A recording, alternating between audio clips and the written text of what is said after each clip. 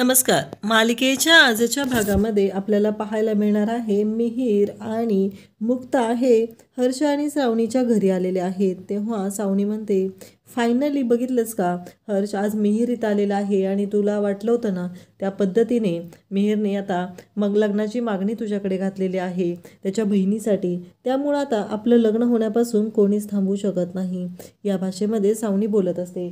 तेव्हा हर्षवर्धनला खूप मोठा धक्का बसतो. त्यानंतर हर्षवर्धन म्हणतो, हो बरोबर आहे, पण पण हर्षवर्धनचं हे काहीतरी वेगळं कारस्थान आहे असं मुक्ताला वाटत असतं. आणि तेवढ्यात सत्यममधून म्हणतो की हो बरोबर आहे, मी तुझा बेस्ट फ्रेंड आहे ना. त्यावेळेस हर्षला धक्का बसतो. त्यानंतर आपल्याला पाहायला मिळतं की मिहीरला हर्ष म्हणतो की फायनली आपली फॅमिली कंप्लीट झालेली आहे श्रावणी. तुझा भाऊ, मी, त्याचबरोबर आदित्य, तू, आपण 4 जण असे एकत्र आलेलो आहोत. त्यावेळेस श्रावणी म्हणते की मला ना हा फोटो कॅप्चर करायचा, ही मोमेंट आहे ना ती कॅमेऱ्यात कॅप्चर करायची आहे असं म्हणत ती म्हणते की चला आपण एक फोटो काढूया. आणि मुक्तासमोर उभी असते. मुक्ताकडे तो कॅमेरा दिला जातो आणि मुक्ताला सांगितलं जातं की फोटो काढ.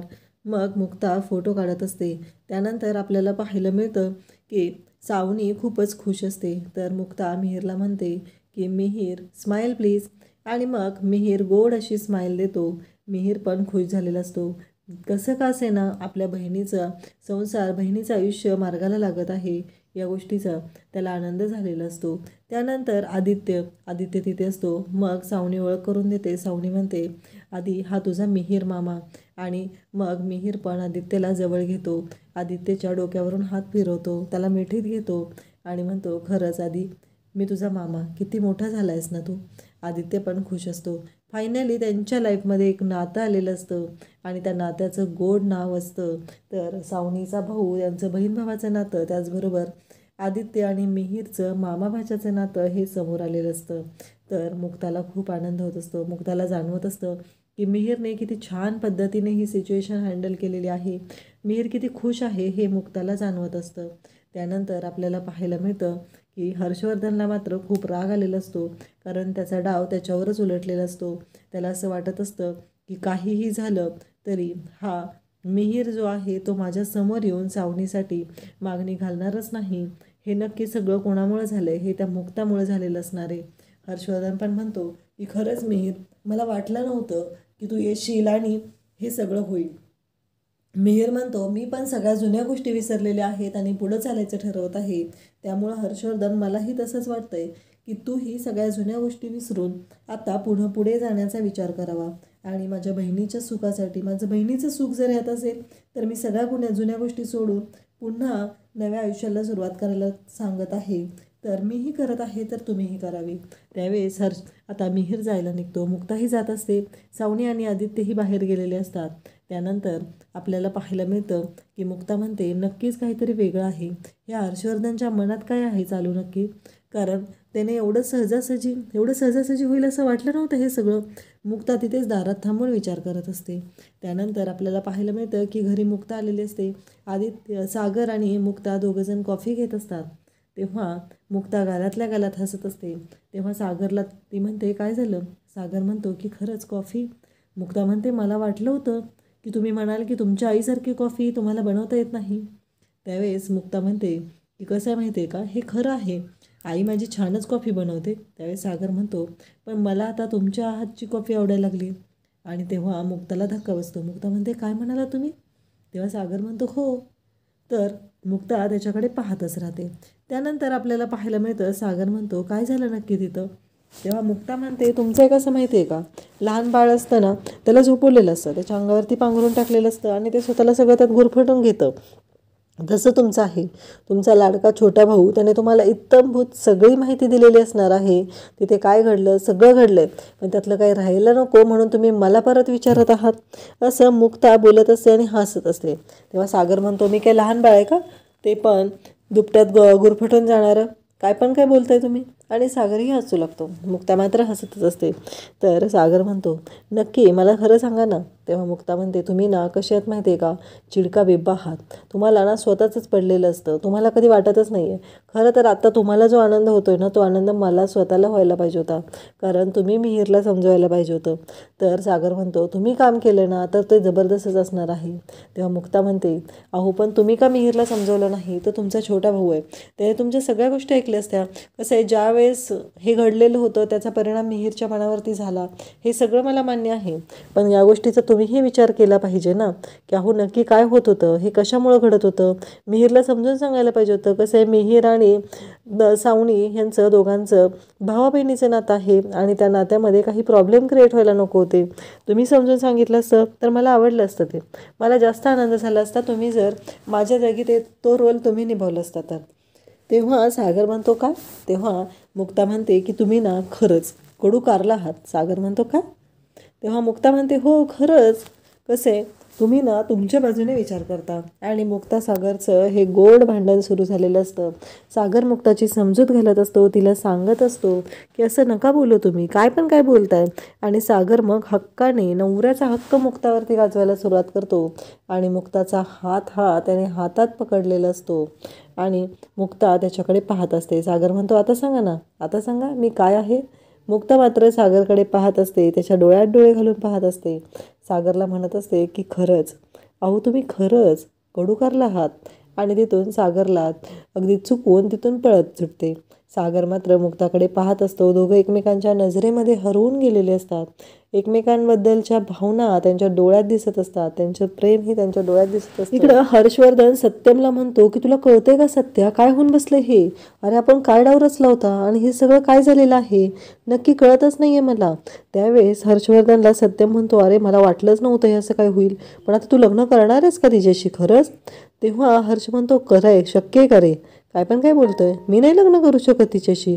त्यावेळेस इकडे हर्षवर्धन आणि सत्यम यांचा प्लॅन सुरू होतो. हर्षवर्धन म्हणतो की आपल्याला आता असा प्लॅन करायचा आहे की ज्यामध्ये सावनी स्वतः अडकेल आणि ती स्वतःच सगळ्या गोष्टी स्वतःहून करेल आणि त्याच्यामुळं ती पूर्णपणे त्याच्यामध्ये अडकलेली असणार आहे आणि ती त्याच्यामुळं तिला आता हे घर सोडून कसं जावं लागेल याचा विचार करायचा आहे. काहीही झालं तरी या घरातून सावनीला आपल्याला बाहेर काढायचं आहे असं हर्षवर्धन बोलत असतो. त्यासाठी मला काहीतरी प्लॅन सांग. सत्यम तुझ्या लक्षात येते का मी काय विचारतोय ते, असं हर्षवर्धनला बोलत असतो. तेवढ्यात सावनी तिथे येते आणि म्हणते, हर्ष तुला माहिती आहे का मी आज जाम खुश आहे. आपलं लग्न आहे ते क्लासिक झालं पाहिजे. कसं आहे बाकीच्या लग्नांसारखं नको आहे मला. कसं आहे आपण रिटर्न गिफ्ट द्यायचे आहेत. आणि कसं माहिती आहे का टॉप मोस्ट जे इव्हेंट मॅनेज कंपनी आहेत ना त्यांच्याशी मी बोलून घेतलेलं आहे.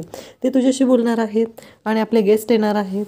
एका साईडला आपले विधी चालू असणार आहेत तर दुसऱ्या साईडला तिथे वाईनचं बिअरचं सेटअप असेल आणि सगळं आलेले आपले गेस्ट असतील ते खुश होणार आहेत. त्यानंतर आपल्याला पाहायला मिळतं इकडे मुक्ताकडे माधवी आलेली असते आणि माधवी म्हणते, हे घे मुक्ता. माधवीने मुक्तासाठी सुरळीच्या वड्या करून आणलेल्या असतात आणि मुक्तासाठी ती फेवरेट रेसिपी असते, ती डिश तिची फेवरेट असते, तिला खूप आवडत असतात. त्यानंतर आपल्याला पाहायला मिळतं मुक्ता म्हणते, आई काय चाललंय तुझं हे, मला मिहीर सांगत होता वरती काय जडतेस, कामं काय करतेस. अगं पण तुझ्या लक्षात येतंय का या सगळ्याचा तुला किती त्रास होईल ते, तू असं का करतेस, ऐकतच का नाहीस, असं मुक्ता बोलत असते. तेव्हा माधवी म्हणते, अगं आता मला बरं वाटतंय ना त्यामुळं करते मी हे सगळं, तसं काहीच नाही आहे, असं माधवी मुक्ताला समजत असते. मुक्ता म्हणते, हो गं मला माहिती आहे. आणि मग मुक्ताला माधवी विचारते, तुझ्या सासूबाई कुठं आहेत. मुक्ता म्हणते, त्या बाहेर गेलेल्या आहेत. आणि मुक्ता म्हणते, मी जाम खुश आहे त्यामुळं. आणि तो डबा ती प्लेट सर्व बघत असते आणि मग मुक्ता म्हणते की ह्या सगळ्या वड्या. तेव्हा माधवी म्हणते, मला माहिती आहे तुला किती आवडतात ते, ह्या वड्या खा. आणि हा डबा आहे ना हा घरातल्यांसाठी आणलेला आहे. आणि माधवीला मुक्ता म्हणते, पण आई तुझ्या हाताची चव माझ्या हाताला कधी येणार. तेव्हा माधवी म्हणते, जेव्हा मुलगी संसारात रमते ना तेव्हा येणार तिच्या हाताला चव. आणि मग माधवीचा पदर धरून मुक्ता हात पुसते आणि म्हणते, खरंच खूप छान झालेले आहेत. त्यानंतर आपल्याला पाहायला मिळतं मुक्ता म्हणते, आई बस आपण बोलूया. आणि माधवीच्या लक्षात येतं अचानक की दूध गॅसवर आहे म्हणून माधवी तिथून निघून जाते. मुक्ताला माहितीच नसतं. सोप्यावरच्या पिलोचे कवर चेंज करत करत मुक्ता माधवीशी बोलत असते. अगं तुला माहिती आहे ना, मला माहिती होतं की तुला ना मिहिकाचं खूप टेन्शन आहे, पण मिहीर खरंच खूप चांगला आहे. या घरातले पुरुष सगळे खूप चांगले आहेत, खूप प्रेमळ आहेत, सपोर्टिव्ह आहेत. आणि मम्मी पण वाटतात तसं नाही गं, त्या पण खूप चांगल्या आहेत. त्यामुळं काळजीच करू नको, सगळं व्यवस्थित होणार आहे. आणि बघितलंस ना तू, सागर पण आपल्याला आधी वाटत होतं तसं नाही आहे, आपला गैरसमज झाला होता. ते चिडतात, ओरडतात, एखाद्या गोष्टीवर पटकन रिॲक्ट होतात, पण ते तसे नाही आहेत. तुझ्या लक्षात येतं आहे का? असं मुक्ता बोलत असते. आणि तेवढ्यात सागर तिथे येतो आणि म्हणतो, कसं आहे मी? आणि मुक्ता मग लाजत असते. सागर मुक्ताच्या जवळ बसतो आणि मुक्ताला विचारू लागतो, सांगा ना कसं आहे मी, नक्की काय वाटतं तुम्हाला? मुक्ता म्हणते, तुम्ही ना खरंच. तेव्हा सागर म्हणतो, अहो सांगा, मी ऐकतोय, मला ऐकायचं आहे तुम्ही काय म्हणताय ते. आणि मुक्ता परत म्हणते की तुम्ही ना कडू कारला आहात. सागरही हसू लागतो. सागर म्हणतो, खरंच मी कडू कारलं? सागर मात्र जाम खुश झालेला असतो, तो रोमॅन्टिक झालेला असतो. तो मुक्ताच्या जवळ येत असतो आणि मुक्ताला सांगत असतो, मुक्ताला म्हणत असतो की खरंच आता एकदा आपल्या नात्याला गोड सुरुवात झालेली आहे. मुक्ता मात्र पिलो तोंडाच्या समोर पकडते आणि लाजत असते. ती काही सांगत नाही. सागर तसाच तिच्याजवळ एकटक तिच्याकडे पाहत असतो. तिला म्हणत असतो की अहो मुक्ता, सांगा ना तुम्ही. आणि मुक्ता हसत असते. सागर पण खूप खुश झालेला असतो आणि सागर मुक्ताचं हे गोड नातं सुरू झालेलं आपल्याला पाहायला मिळतं. एकमेकांकडे पाहत, एकमेकांच्या नजरेत हरवून जात ते एकमेकांच्या जवळ येत असतात. त्यानंतर उद्याच्या भागामध्ये आपल्याला पाहायला मिळतं की सावनीने मिहीरला कॉल केलेला आहे आणि मिहीरला ती सांगते की मिहीर, अरे मी काही दिवस मी आणि आदित्य तुझ्याकडे राहायला येतोय.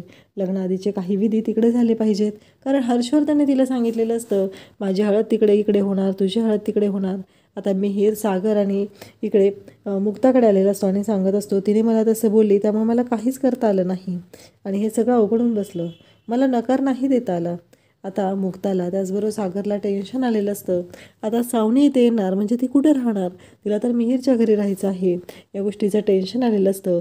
आणि त्यानंतर आपल्याला पाहायला मिळतं की सागर खूप चिडलेला असतो. आणि मग मुक्ता माधवीकडे जाते आणि माधवीला सांगू लागते. माधवी म्हणते, तुला कळतंय का मुक्ता, हे सगळं काय होऊन बसलेलं आहे ते? अगं तुझ्या लक्षात येत आहेत का गोष्टी? मुक्ता म्हणते, काय झालं मग आता तू तिला तुझ्या घरी राहायला घेऊन येणार आहे? मुक्ता म्हणते, त्या घरी नाही, या घरी. आणि माधवीला खूप मोठा धक्का बसतो. म्हणजेच आता मुक्ताने सावनी आणि आदित्यला इकडे माधवीच्या गोखलेंच्या घरी आणून ठेवण्याचा निर्णय घेतलेला आहे. अशाच अपडेटसाठी चॅनलला सबस्क्राईब करा. थँक्यू.